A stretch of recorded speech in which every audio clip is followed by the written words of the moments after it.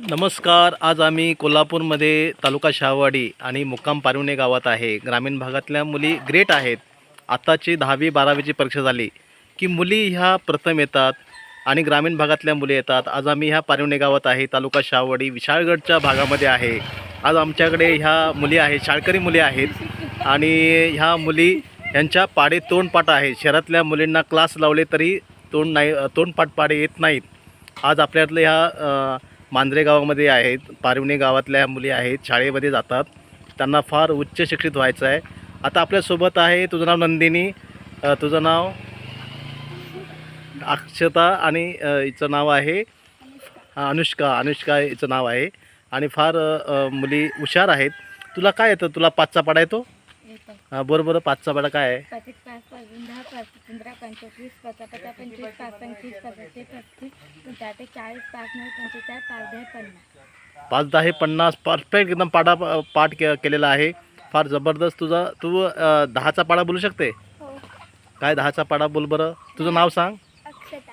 अक्षता शिवाजी पवार. हां, सांग. 10 1 10 10 20 10 30 10 40 10 50 10 60 10 70 70 10 80 10 90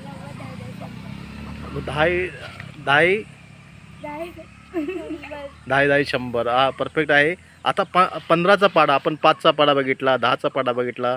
आता 15चा पाडा या मुली बघा काय बोलत आहेत. अनुष्का फार हुशार मुलगी आहे. डान्समध्ये तिचा प्रथम क्रमांक येतो.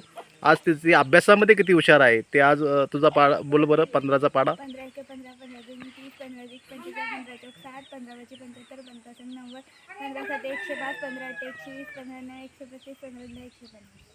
बघा, पूर्णपणे आपण शहरातल्या मुलींना हा व्हिडिओ फार एकदम मार्गदर्शक ठरणार आहे.